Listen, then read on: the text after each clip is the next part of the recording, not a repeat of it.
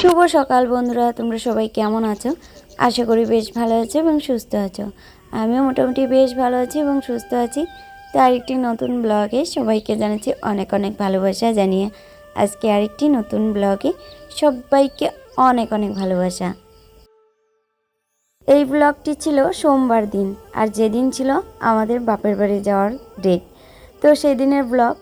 তো তোমাদের সাথে বাপের বাড়ি আসার পর আর কোনোভাবেই আর কি ভিডিওটি এডিট করে তোমাদের সাথে শেয়ার করতে পারছিলাম না।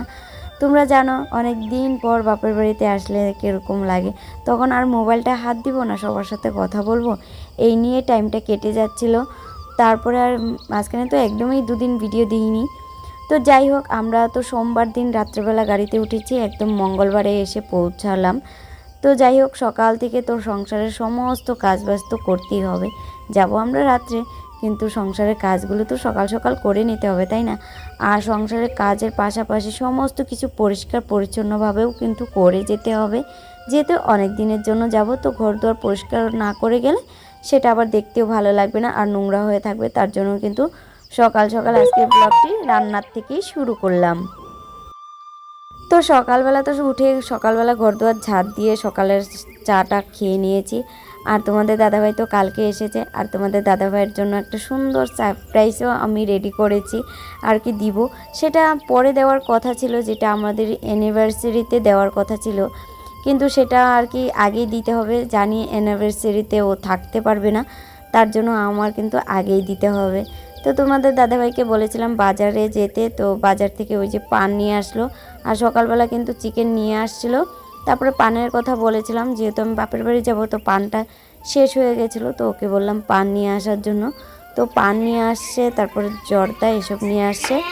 আর এদিকে বাজার থেকে এসেও পড়েছে, আর ওকে একটু ভাতটাও দিয়ে দিলাম, আমার যেহেতু রান্না হয়ে গেছে।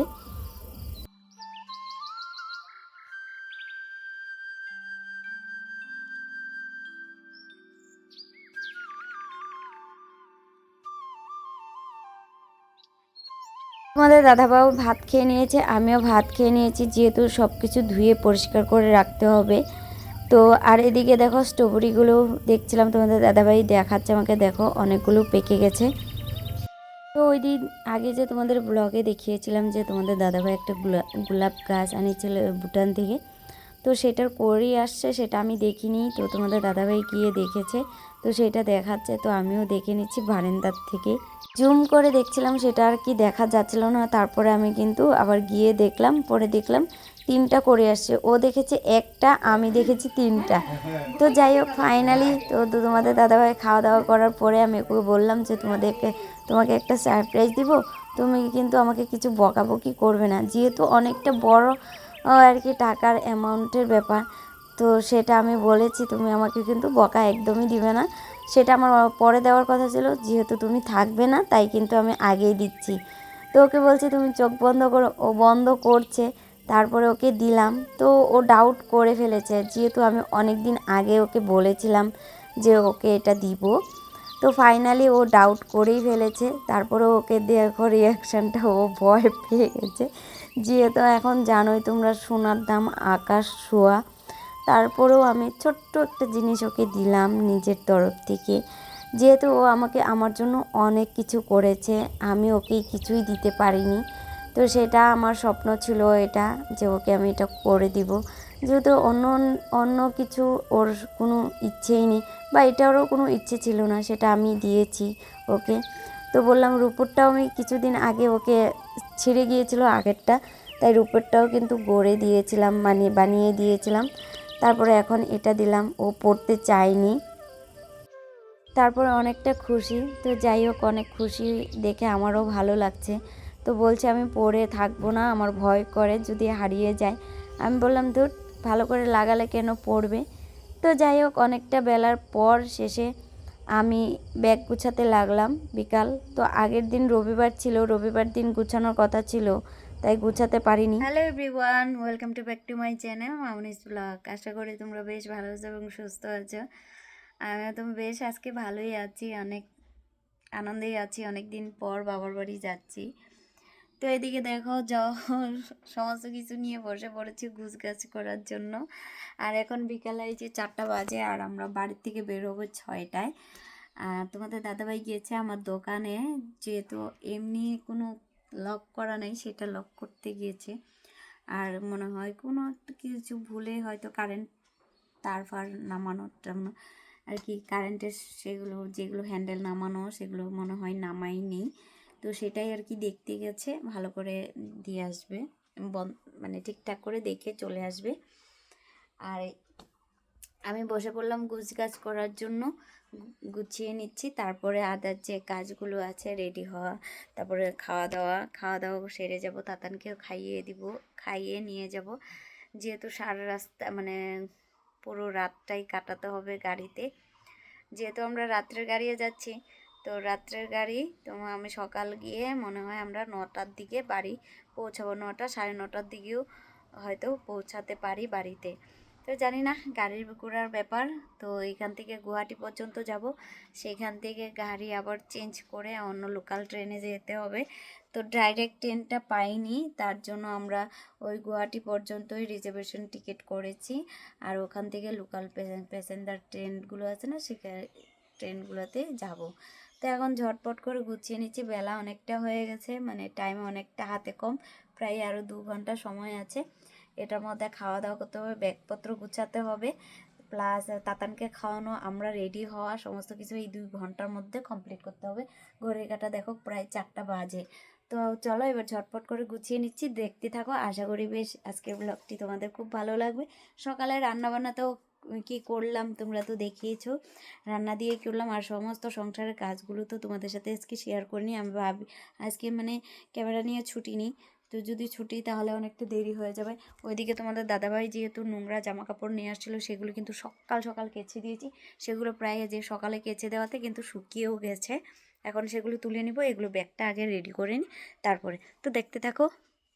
ঝটপট করে তো রেডি হচ্ছিলাম, তো রেডিও হয়ে বেরিয়ে গেলাম রাস্তায়। জানো তো আমাদের বের হওয়ার কথা ছিল 6টায়, তারপরে আমাদের বেরোতে বেরোতে 6:30 পার হয়ে মানে 6:30 বেজে গেছে বাড়িতেই। তো গেলাম রাস্তাতে গিয়ে দেখি গাড়ি ওয়েট করছি, গাড়ি পাইনি। তখন আর ক্যামেরা যে অন করব তোমাদেরকে বলবো, সেটা একদম টেনশনে কাজ করছিল কখন গাড়ি পাবো। তো জানো তো খুব আমরা ট্রেনের কাজ মানে 5 মিনিট গিয়ে দাঁড়াতেও পারিনি, গাড়ি চলে আসে, এত তাড়াহুড়া। আর যদি আমরা তখন গাড়িটা ঠিক টাইমে না মানে পেতাম, তখন কিন্তু আমাদের ট্রেনটা মিস হয়ে যেত। আর জানো তো এমনি সময় ট্রেন খুব লেটে আসে, আর সেদিন একদম কারেক্ট টাইমেই চলে আসে। আমরা খালি গাড়িতে বসে বলছি ঠাকুরের যেন আমরা গিয়ে তাড়াতাড়ি পৌঁছাতে পারি। যাই হোক, টোটোওয়ালাটা খুব ভালো ছিল, তাড়াতাড়ি করে পৌঁছে দেওয়াতে আমরা কিন্তু 5 মিনিট আগেই ট্রেনটা কোথায় যাচ্ছে পেরেছি। মানে আমরা গিয়ে দাঁড়াতেই ট্রেনটা চলে আসে। যাই হোক, আমরা কোনো রকম করে ট্রেনে উঠে পড়েছি। তোমাদের সাথে সেই ভিডিওগুলো আর কি মানে ভিডিওকে আমি মোবাইলটাই বের করে নিই এত তাড়াহুড়োর মধ্যে। তো প্রায় আমরা সারা রাত জার্নি করার পর রাত্রেবেলা আর ট্রেনের মধ্যে ক্যামেরা অনও করিনি, ভালো লাগছিল না। ফাইনালি আমরা ভোর এই যে 3:30 এখন বাজে, আমরা এখন গুয়াহাটিতে 3টাতে নামেছি, তখন 3:30 বাজে আমরা ওয়েট করছিলাম। আরেকটা ট্রেন আছে 4:30 মানে 4টাতে, তো সেই ট্রেনে যাব আমরা। এই গুয়াহাটিতে নামলাম 3টেয়, তারপরে 4টাতে গাড়ি আছে, আমরা ওয়েট করছিলাম। তো তোমাদের দাদাভাই টিকিট কেটে এনেছে, আর এখানে তো ওয়েট করছিলাম। আর এই ট্রেনটা তোমাদের সাথে শেয়ারও করলাম অল্প, দেখো পুরোটাই লাল লাল ট্রেন। আর প্রচুর, তোমরা তো জানো গুয়াহাটিটা কত বড় একটা স্টেশন। তো যাই হোক, অনেকটা ঝড়ঝাপটা পাহাড়ি একদম ট্রেনে দৌড়াদৌড়ি করে উঠেছি, উঠে তাড়াহুড়ো করে সারা রাত জার্নি করে গুয়াহাটি পৌঁছালাম। এখন ওয়েট করছি পরের গাড়ির জন্য, তো তারপরে যাব বাড়িতে। আর জানো তো মোবাইলটা যে অন করব, গাড়ি ঘোড়াতে এত কিছু হচ্ছে না, ভালো লাগে না যে মোবাইলটা বের করে অন করি। মানে কি হচ্ছে, মানে কি বলবো, পরিস্থিতিটা এত খারাপ, মানে চারদিক দিয়ে ভালোই লাগে না, মানে চুর চামারই বেশি হচ্ছে, কি বলবো। যাই হোক, এসব আর কথা কি বলবো, এখনকার যত ইসে হচ্ছে মানে উন্নত হবে সেরকম আর পরিস্থিতি আর জঘন্য টাইপের যাচ্ছে দিনকাল।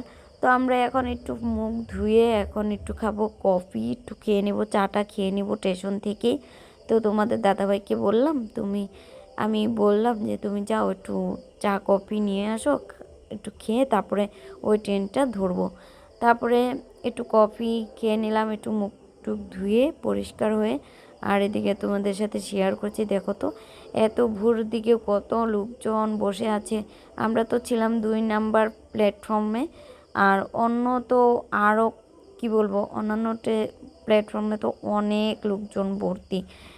তো ওয়ান যে প্ল্যাটফর্মে ওইটাতে তো প্রচুর লোকজন থাকে। আর এদিকে তোমাদের দাদাভাই বলছিল ট্রেনের কথা, গল্প করছিলাম, আর আমার তাতান তো গাড়ি দেখে খুব খুশি। তো যাই হোক, পরের ট্রেনটায় আমরা উঠেও পড়লাম। তো দেখতে পাচ্ছো আমরা প্রায় আমাদের এরিয়াতে চলে আসলাম, যেখানে নামবো নগাঁও, সেটাও পৌঁছে গেলাম। তো এখানে তোমাদের দাদাভাই আর এখানে আমার 2 ছেলে। তো এদিকে হলাম আমি। সারা রাত জার্নি করার পর মুখ চুখ দেখো কীরকম একটা হয়ে গেছে। তারপর আর জানো তো আমার মোবাইল তো বের করে চার্জ করিনি, আমার ওয়াইফাই নিয়ে কানেক্ট করে সবাই দেখছিল। তোমাদের দাদাভাই তো সারা রাত্র এক ফোঁটাও ঘুমায়নি, আমার বড় ছেলেও না। তো দেখছিল মোবাইল, আর আমার মোবাইলের চার্জও শেষ করে ফেলছে।